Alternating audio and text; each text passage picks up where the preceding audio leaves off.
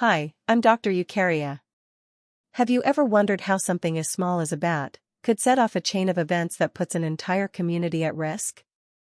Today, I'll share a true story from a small village in Malaysia, a story of a farmer, some bats, and an invisible enemy that taught us all an important lesson. So, take a deep breath, and let's begin. Picture a quiet village, nestled between rolling hills and patches of forest. Here, farming isn't just a job, it's a way of life. And for one hard-working farmer, his pride and joy were his pigs.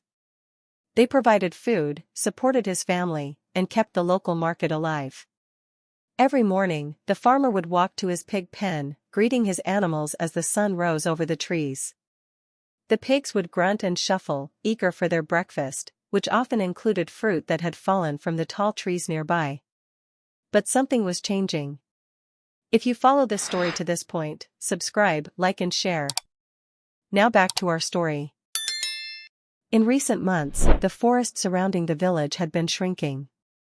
More land was being cleared to plant crops and expand farms. And the animals that once lived deep in the forest, including fruit bats, were now moving closer to the village. The bats had no choice. They followed the fruit. And soon, they were feeding in the same trees that shaded the farmer's pigs. One morning, as the farmer tended to his animals, a bat dropped a half-eaten piece of fruit into the pen. It seemed harmless enough. The pigs quickly gobbled it up, along with other fruit scattered on the ground. But this time, the fruit carried more than just sweet juice. It carried a virus, one that the bats carried without symptoms, but that would soon wreak havoc on the farm. At first, nothing seemed wrong. The farmer went about his day, unaware that a silent threat had entered his pig pen. Days passed. The farmer noticed that some of his pigs were acting strangely. At first, it was just one or two. They seemed restless, pacing their pens.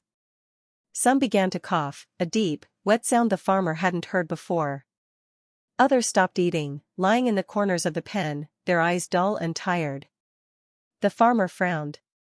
He had seen pigs get sick before, colds, minor infections, but this felt different. He decided to keep a close eye on them. Maybe it would pass.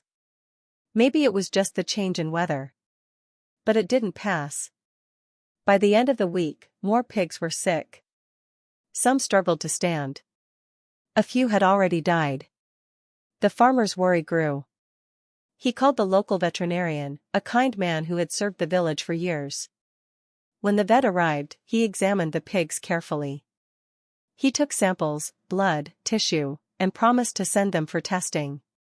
But even he looked concerned. "This is unusual," he told the farmer. "We need to be careful." Meanwhile, in the village, something else was happening. People were getting sick. It started small. A few villagers with headaches, fevers, and fatigue.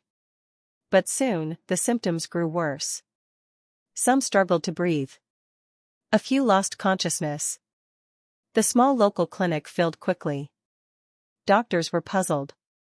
They tested for common illnesses, flu, pneumonia, but nothing fit. No one understood where the sickness was coming from, or how it was spreading. Rumors swirled. Some said it was a curse.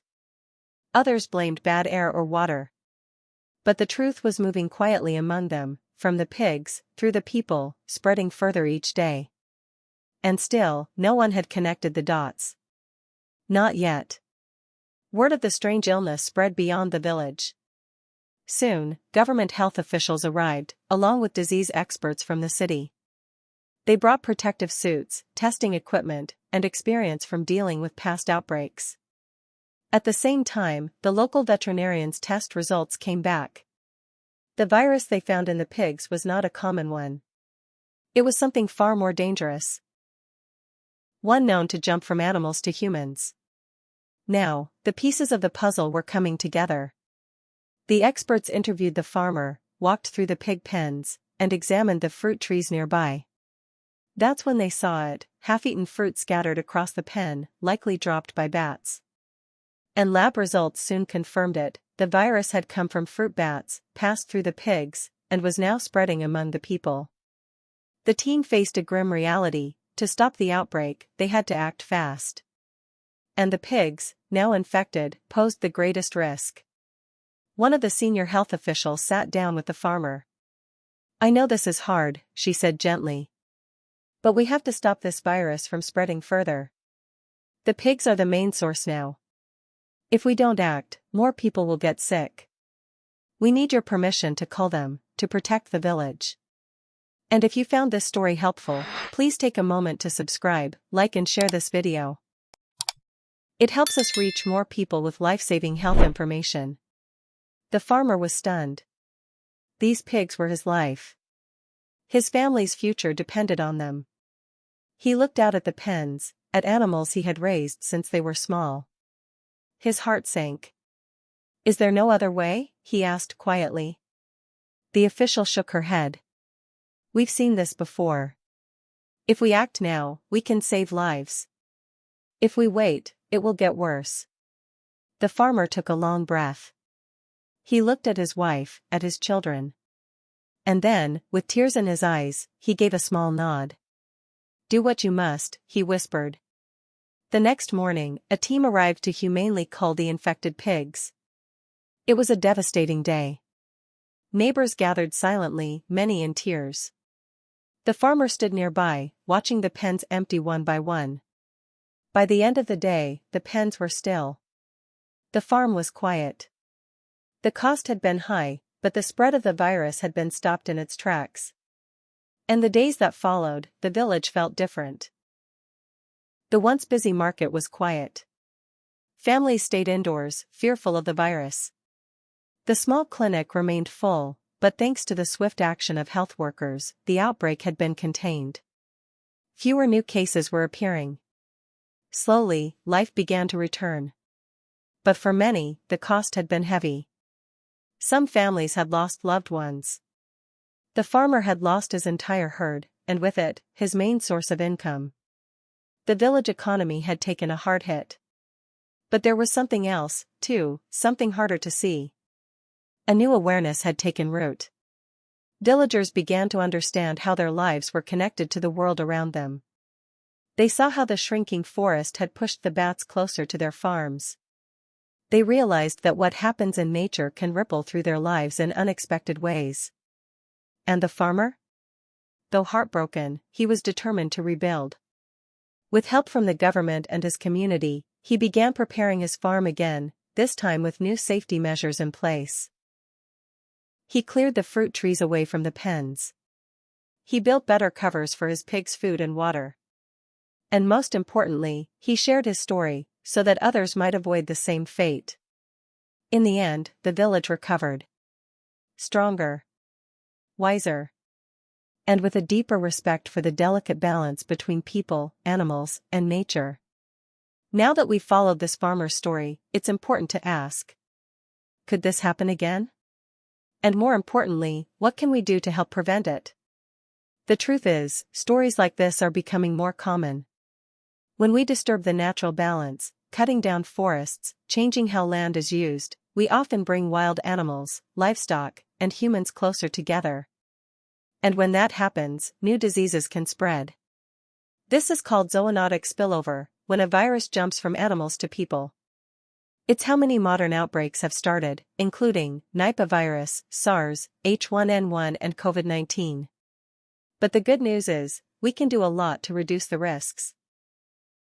Here are some practical lessons we can all take from this story. 1. Protect natural habitats.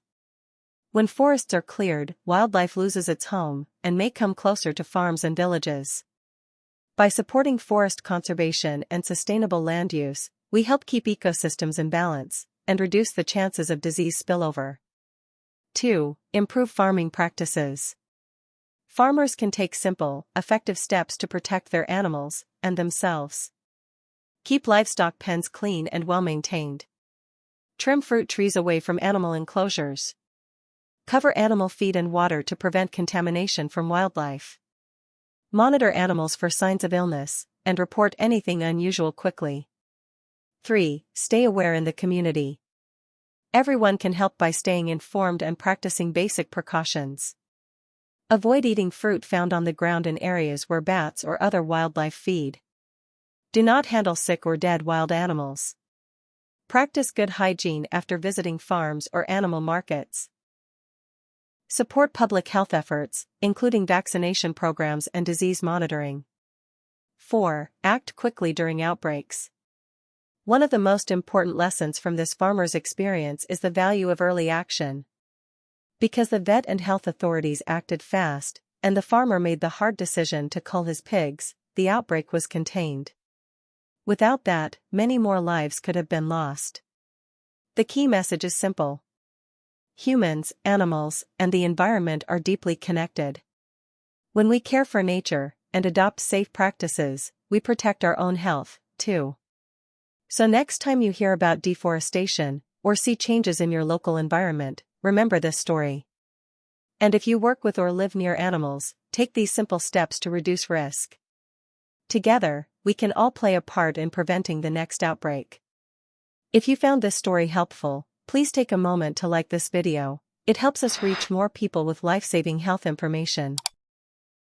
And if you'd like to learn more practical lessons through true stories like this one, consider subscribing to Health Chronicles with Dr. Eukarya.